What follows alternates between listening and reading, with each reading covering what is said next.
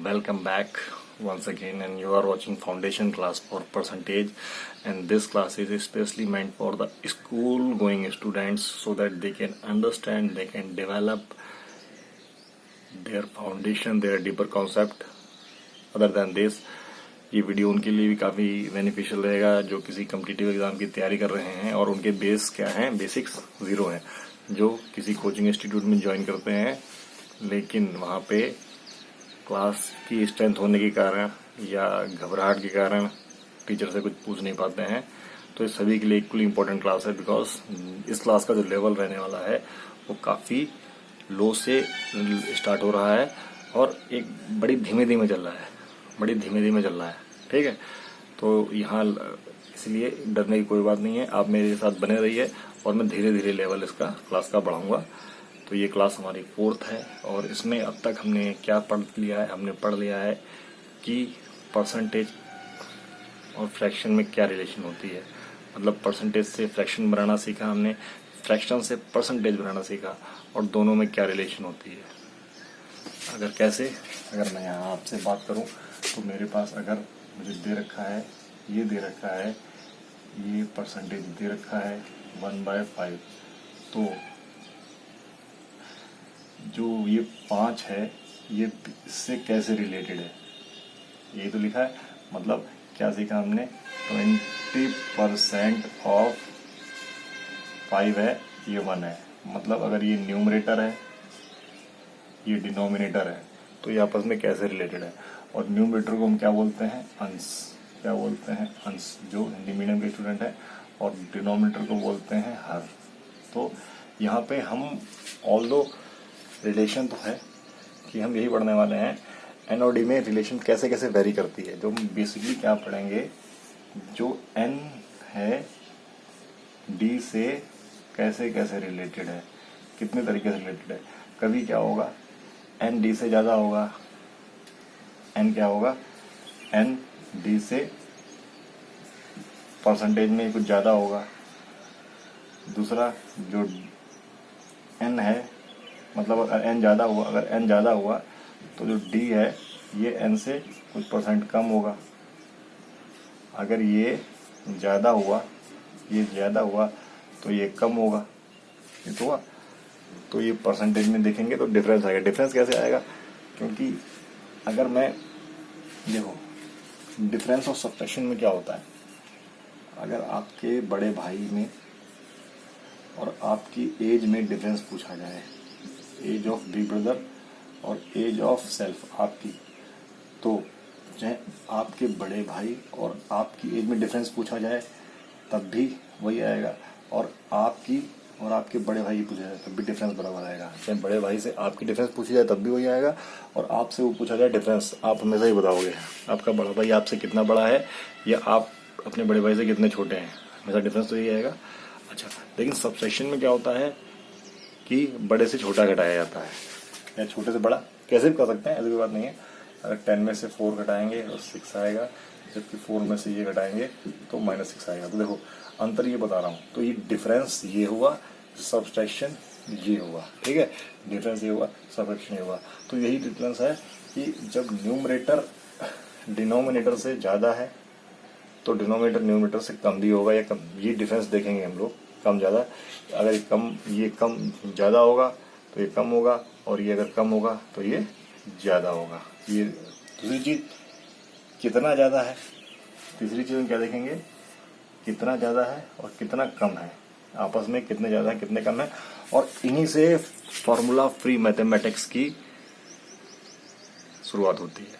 अगर फ्रैक्शन समझ गए तो अगर हम परसेंटेज में बात कर रहे हैं तो आपको एक्चुअल डेटा की ज़रूरत ही नहीं पड़ेगी।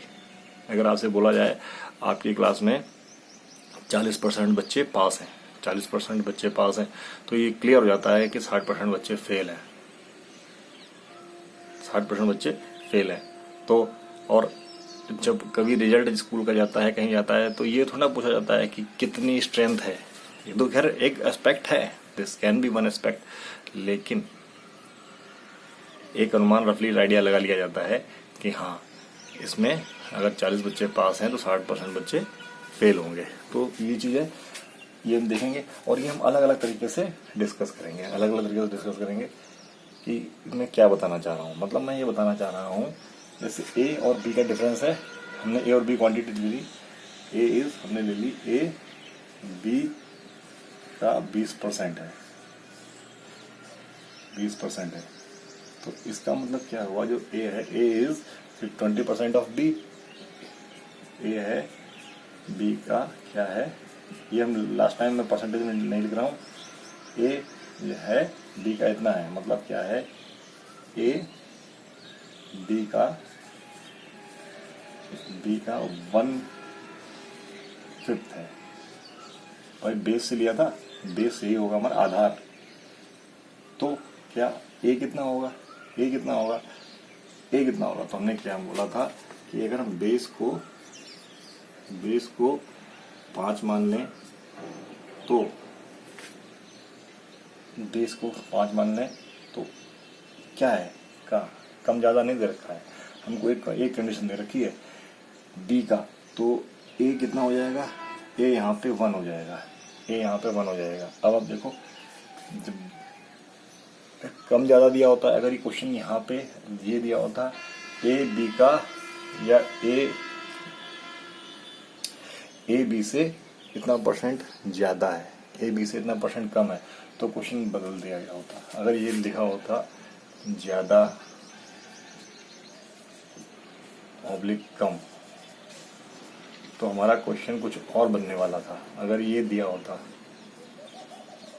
हम सारे चीज़ें डिस्कस कर लेंगे, देखो ये भी दिया होता था ए बी से 20% ज़्यादा है या ए बी से 20% कम है। अभी हम पहला केस डिस्कस कर रहे हैं जब ए बी का इतना पार्ट है, तो इसका मतलब क्या हुआ, जब ये कंडीशन आ जाती है ए बी का कितना पार्ट है, तो ए अगर 5 है तो मतलब बी अगर 5 हुआ तो ए 1 हुआ। तो अगर आपने देखा, अगर मैं निकालूं भाई ए क्या हुआ, यहाँ से मैं देख सकता हूँ, अगर मैं इसको उल्टा कर दूँ, ठीक, इसको उल्टा कर दूँ तो मैं कह सकता हूँ, मैं यहाँ से कह सकता हूँ, देखो क्या कह सकता हूँ, अगर इसी रिलेशन से अगर 5 यहाँ जाएगा, तो ये क्या हो जाएगा, देखो इस रिलेशन से ये, तो मैं कह सकता हूँ जो बी है, बी ए का 5 गुना है, 5 टाइम्स है, 5 गुना है या 5 टाइम्स है, ये मैं कह सकता हूँ। अच्छा, अब मैं कम ज़्यादा को बताता हूँ, तो अगर मैं b माइनस ए करता हूँ, b माइनस ए, तो क्या हो गया, b माइनस ए कितना हो गया, 5 माइनस 1 4। तो मैं क्या बोल सकता हूँ, मैं अब इसको ये करूँ कि जो b है a से क्या है, a से कितना ज़्यादा है, 4 ज़्यादा है, 4 क्या है, ज़्यादा है। देखो एक ही फ्रैक्शन दे रखा था, या मैं इसको ऐसे भी बोल सकता हूँ जो a है वो b से एक कम है। देखो हमें एक फ्रैक्शन रखी थी, आपने इस तरीके से फ्रैक्शन के बारे में सोचा कभी, देखो ये सारी चीज़ें यूज़ होने वाली हैं, ये सारी चीज़ें हमारी क्वेश्चंस में यूज़ होने वाली हैं। ये कैसे यूज़ होने वाली हैं, अब आप देखना, मुझे एक दे रखी थी, एक कंडीशन दे रखी थी, तो ए बी का कितना टाइम्स है, बी ए का इतना गुना है, ये केवल जब 20% था, लेकिन अगर अभी हम दूसरा केस कंसीडर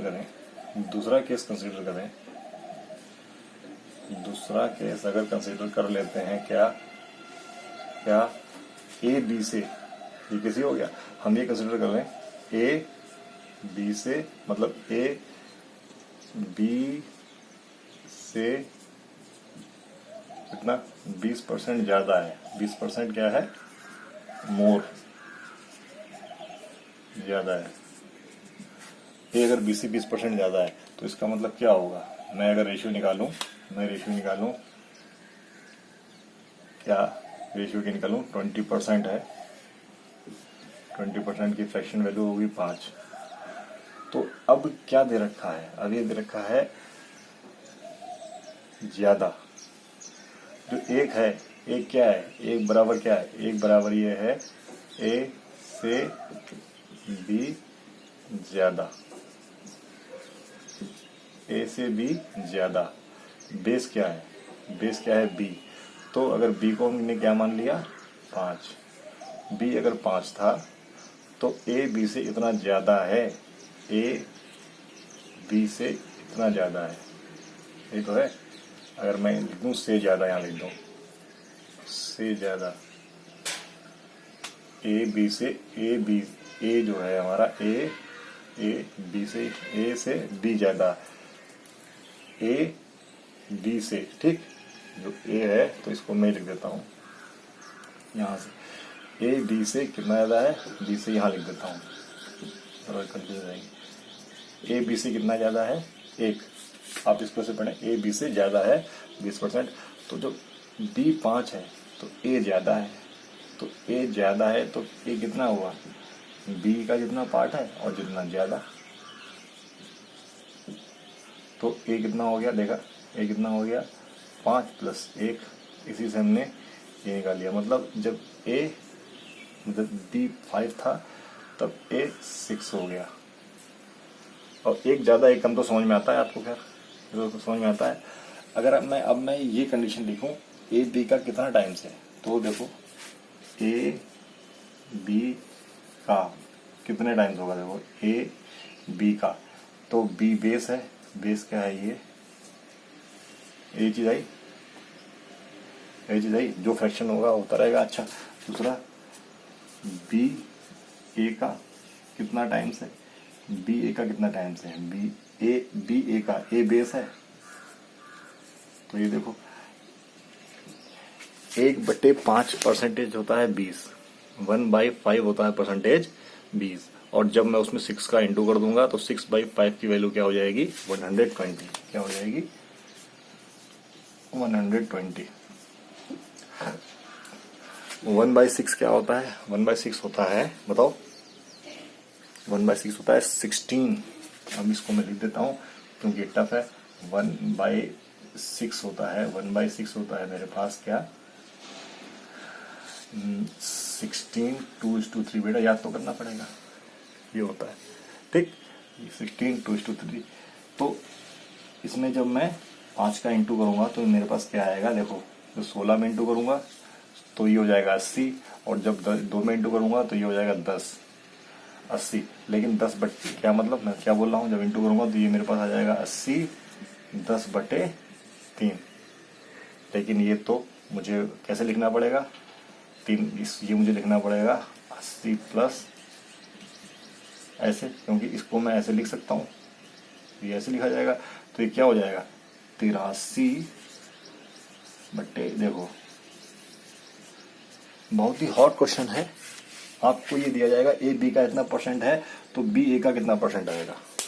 बड़ा ही हॉट क्वेश्चन है, टाइम एंड अगेन पूछा जाता रहता है। तो देखो, जब मुझे दे रखा था ए बी का 20% है तो कंडीशन बदली हो गई, और जब ये दिया गया ए बी से इतना ज्यादा है तो कंडीशन ये आ रही है, ए बी का इतना परसेंट आ रहा है, और हमने कंडीशन निकाल ली। देखो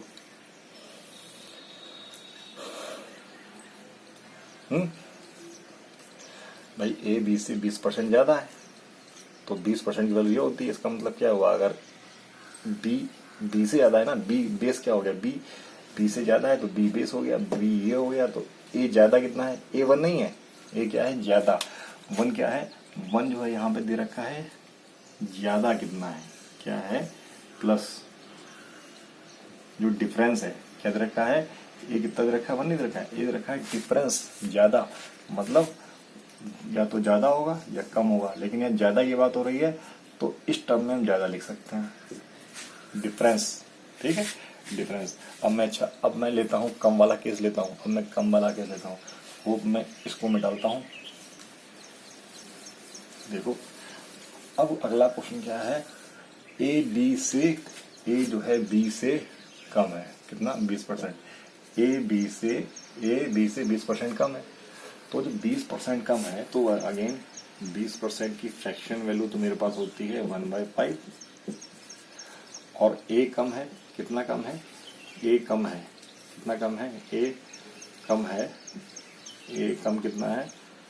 ए कम है कितना? 1। ए बी से कितना कम है, ए बी से कम है, लिख देते हैं ए बी से, जो ए बी से कम है, तो यहाँ लिखना था ए बी से ज्यादा है, एक है ना।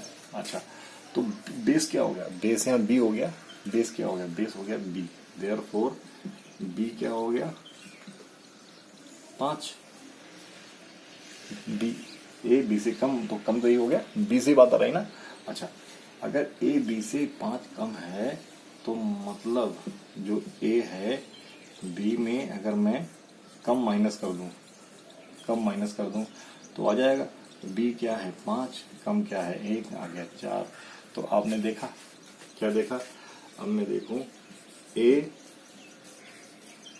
बी का कितना है, ए बी का कितना है, बी का, तो बी बेस और ए कितना है, इतना आ गया, और बी ए का, बी ए का कितना है, बेस क्या हो गया, बेस हो गया 4 और ये हो गया 5, तो 1/5 होता है 20 और 4 लगा दिया तो हो गया 80%।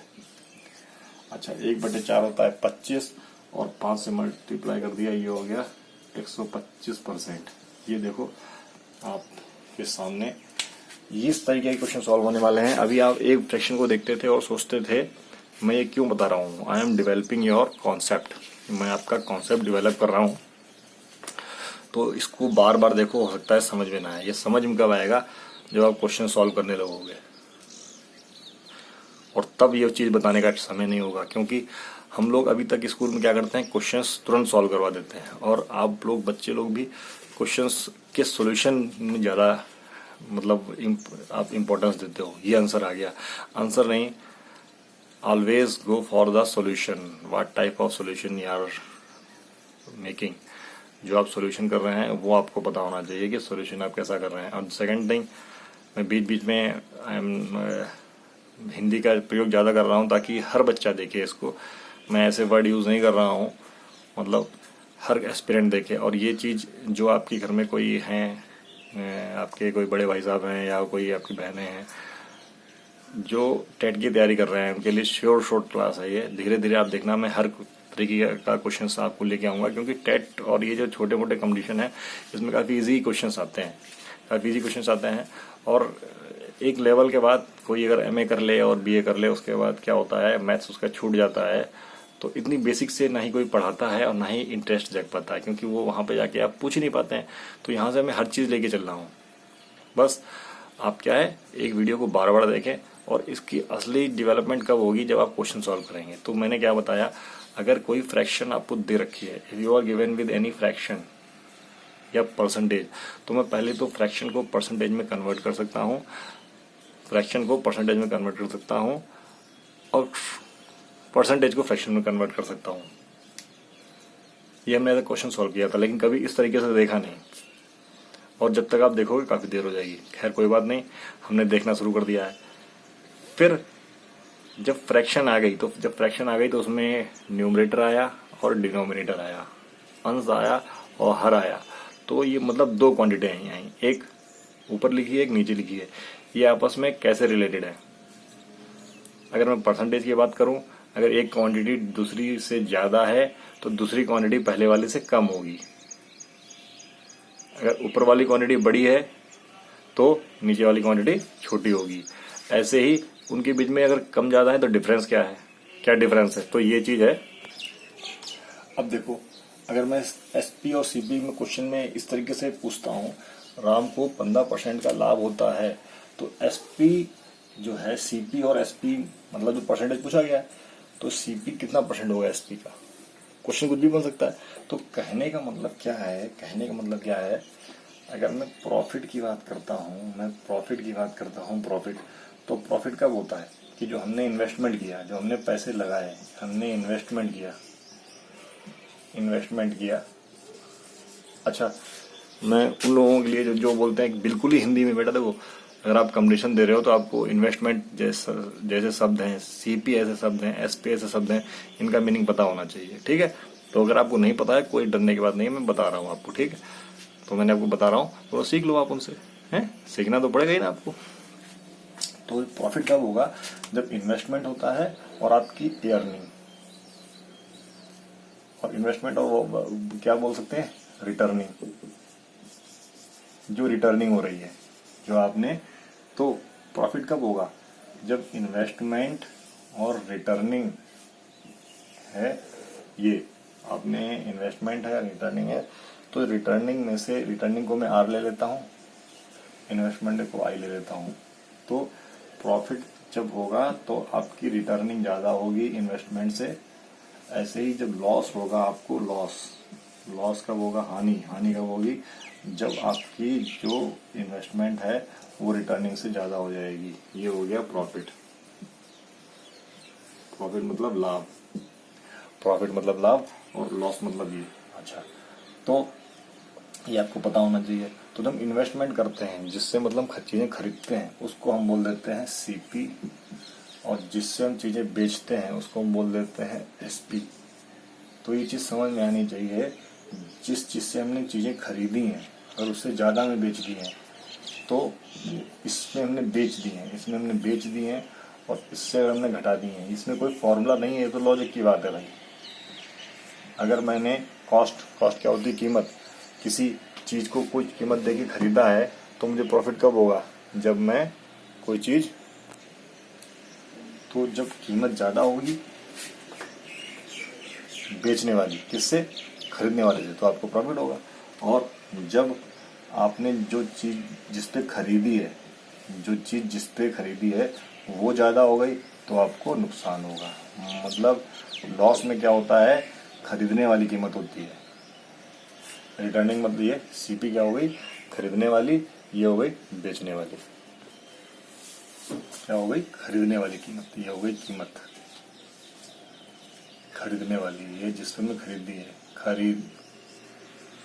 ये खरीदने वाली कीमत हो गई, और ये बेचने वाली कीमत हो गई,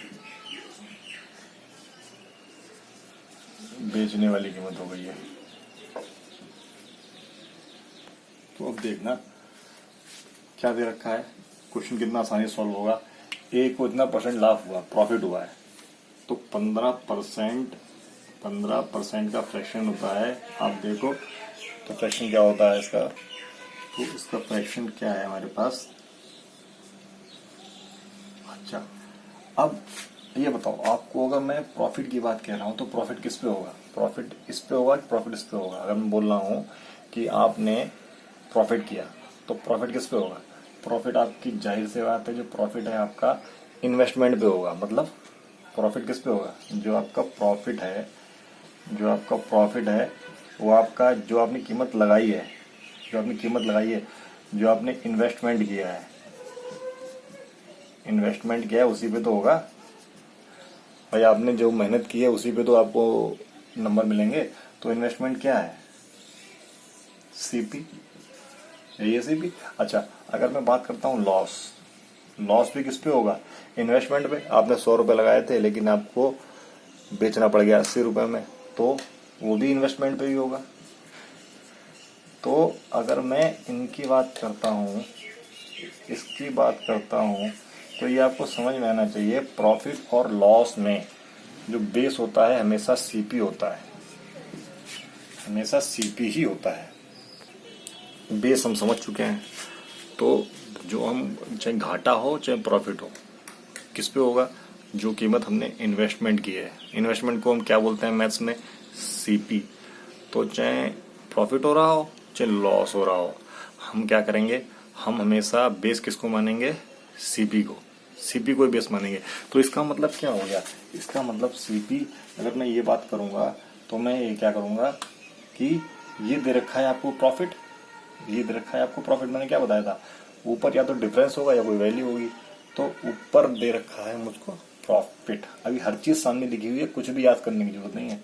तो बेस, अगर मैं इसको देखता हूं, परसेंटेज है, प्रॉफिट अगर ये है, अब क्या लिखोगे? प्रॉफिट परसेंटेज है, जो प्रॉफिट है इतना परसेंटेज है, और ये बराबर ये होता है। देयरफॉर जो सीपी है मेरी, क्या, जो मेरी सीपी है, क्योंकि सीपी बेस होती है, अगर सीपी मेरी 20 है तो प्रॉफिट कितना हो गया? प्रॉफिट कितना हो गया, प्रॉफिट हो गया मेरा 3। यही तो है भाई। अब जो मैंने पीछे 3 वीडियो पढ़ाए थे, ए बी का कितना है, ए बी का कितना है, तो ये दे रखा है प्रॉफिट, लाभ का प्रतिशत कितना है 15%, लाभ 15% है, तो लाभ यही तो है। और लाभ क्या होता है, लाभ होता है हमारा, लाभ क्या होता है, जो लाभ होता है हमारा, अगर जो हमने रिटर्निंग ली है और इन्वेस्टमेंट किया था, जो रिटर्निंग ली थी उसमें से घटा दें तभी तो हमको प्रॉफिट मिलेगा। मतलब अगर सीपी में से, एसटी में से सीपी घटा दें तभी तो ये चीज़ मिलेगी। जो रिटर्निंग दोबारा देख लो आप लोग, एक बार दोबारा देख लो, प्रॉफिट कब मिलेगा, जो हमें रिटर्निंग मिल रही है और जो हमने इन्वेस्टमेंट किया था, अगर हमारा रिटर्निंग ज़्यादा हो जाए और इन्वेस्टमेंट कम हो जाए तभी तो प्रॉफिट मिलेगा। रिटर्निंग को क्या बोलते हैं मैथ में, एसपी, इन्वेस्टमेंट को क्या बोलते हैं, सीपी। तो दोनों का डिफरेंस कितना दे रखा है, प्रॉफिट कितना 3, दोनों का डिफरेंस कितना दे रखा है 3। अच्छा 3 दे रखा है, तो सीपी क्या है, सीपी क्या है, सीपी दे रखी है हमको 20। सीपी कितनी दे रखी है, सीपी दे रखी है हमको 20, सीपी दे रखी है हमको 20, सीपी दे रखी है हमको 20। तो यहाँ से हमारे पास एसपी क्या आ गई, यहाँ से हमारे पास एसपी आ गई 23। देखो एसपी आ गई हमारे पास 23, देखो एसपी आ गई हमारे पास 23। तो अब मैं इसको मिटालता हूँ अगर, तो पूछा क्या गया है, सीपी एसपी का कितना प्रतिशत होगा, सीपी एसपी का, तो सीपी है, सीपी एसपी का कितना प्रतिशत होगा, तो बेस क्या हो गया, बेस ये हो गया, ऊपर क्या सीपी रखना है ना, जो यहाँ चीज थी सीपी, क्या फ्रैक्शन मिला हमको, फ्रैक्शन मिला ऊपर आया 20 और ये आया 30। अच्छा ये थोड़ा फ्रैक्शन डिफिकल्ट आ गया, ये मैंने आपको पढ़ाया नहीं है, ये फ्रैक्शन 1/23 फ्रैक्शन आपको पढ़ाया नहीं है। तो ऐसा फ्रैक्शन आ जाए तो कैसे, अगर जो नहीं पढ़ाया है तब तो हम इसमें क्या करेंगे, डायरेक्ट 100 का मल्टीप्लाई करेंगे, 100 का मल्टीप्लाई करेंगे क्या हो जाएगा 2000, ये परसेंटेज लगाएंगे ना, ये परसेंटेज हो गया, जो निकाल के दिखाएंगे निकाल लेंगे। और क्योंकि हर चीज हम लोग याद नहीं करेंगे, हर चीज याद नहीं करेंगे, परसेंटेज निकालने का तरीका वही है जो पहले निकालते आ रहे थे, परसेंटेज निकालने का वही तरीका है जो हम जिस तरीके से हम पहले निकाल रहे थे, ठीक है, ऐसी कोई बात नहीं है। लेकिन अब क्या है, हमने चीज़ों को दूसरे तरीके से देखना शुरू कर दिया है कि परसेंटेज निकालने का तरीका क्या है, जो मैं आपको एक बार दोबारा डिस्कस कर देता हूँ। जैसा कि मैंने बताया था, ये इतना परसेंट आ गया, ये इतना परसेंट आ गया, ठीक है, ओके। परसेंटेज निकालने का तरीका वही है हमारे पास, एक बार डिस्कस कर लेते हैं। और क्या है, परसेंटेज निकालने का तरीका हमारे पास वही है। परसेंटेज कैसे काउंट किया जाता है,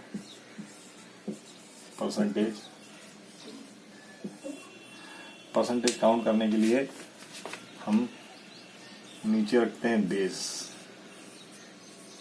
या बोल दें आधार, जो भी आधार वैल्यू है, जो भी आधार है वो नीचे रखते हैं, और ऊपर जो हमें क्वांटिटी दे रखी होती है, ऊपर क्या जो हमें क्वांटिटी दे रखी हो, क्या हमें या तो कोई क्वांटिटी दे रखी होगी, मतलब कोई क्वांटिटी दे रखी होगी, क्वांटिटी को हिंदी में क्या बोलेंगे, क्वांटिटी लिख लेते हैं, क्वांटिटी दे रखी होगी, कोई क्वांटिटी कुछ भी दे रखी हो, एसपीसीपी, या हमको ये दे रखा होगा, डिक्रीज दे रखा होगा, या इंक्रीज दे रखा होगा, या हमको दे रखा होगा कितना इंक्रीज हुआ है, या हमको दे रखा होगा कितना डिक्रीज हुआ है, हमको ये चीज दे रखी होगी, डिपेंड कर रहा होगा। तो इससे हमें फ्रैक्शन मिलेगा, इससे हमें फ्रैक्शन मिलेगा। और वो फ्रैक्शन अगर हमको क्या मिला, वो फ्रैक्शन हमको मिला 5, क्वांटिटी आधार 5 हमने निकाल लिया किसी तरीके से, और क्वांटिटी क्या थी, क्वांटिटी आ गई मेरे पास 7। तो ये परसेंटेज कितना हो गया, 1/5 कितना होता है, 1/5 होता है मेरे पास, 1/5 होता है मेरे पास कितना, 20%। अच्छा तो जब ये 20% होता है तो मैं इसमें 7 का जो ऊपर नीचे मल्टीप्लाई करूंगा तो इससे 1/5 हो जाएगा फ्रैक्शन, तो ये कितना आ जाएगा 140%। अच्छा दोबारा से ये 1/5 20% आया कैसे, तो वही चीज है कैसे, अगर ये फ्रैक्शन आ गया, ये फ्रैक्शन आ गया तो ये फ्रैक्शन आ गया तो दो तरीका हो गया, अदरवाइज हम क्या करते हैं, फ्रैक्शन के, जब फ्रैक्शन आ गया, ये फ्रैक्शन मान के चलो ये ए बी आ गया, ए बी आ गया, तो एक मेथड तो मैंने क्या बताया है, अगर आपको फ्रैक्शन का परसेंटेज याद हो, लर्नड हो, आपको क्या हो, लर्नड हो, क्या हो, याद हो, तब निकाल लोगे। अदरवाइज अगर आपको याद नहीं है, अगर आपको याद नहीं है तो कोई बात थोड़ी ना है, आपने डायरेक्ट, लेकिन आपको याद होना चाहिए। आपने ये कर दिया, आपने ये कर दिया, मतलब क्या, इंटू 100, इंटू 100, यही तो है, इंटू 100। तो आपको अगर 1/5% का कैसे निकला, 1/5 को 20% कैसे निकलना था, 1 बेस था, एक कम ज़्यादा या क्वांटिटी कुछ भी हो, हमने 100 का मल्टीप्लाई किया, तभी तो 20% आया था। वही चीज़ मैंने यहाँ बोली। अगर आपको 23 का परसेंटेज याद है तो ठीक है, हर चीज़ याद तो करना पॉसिबल है नहीं, तो हम डायरेक्ट उस तरीके से कर देंगे, ठीक है। कैसे, इस तरीके से, अगर आपको 1/20, अगर 1/20 का परसेंटेज याद है, 23 का परसेंटेज याद है तो आप कर लोगे, अदरवाइज इसको डिवाइड करके कर दोगे। Hope you have enjoyed the video, and इस वीडियो में इतना ही।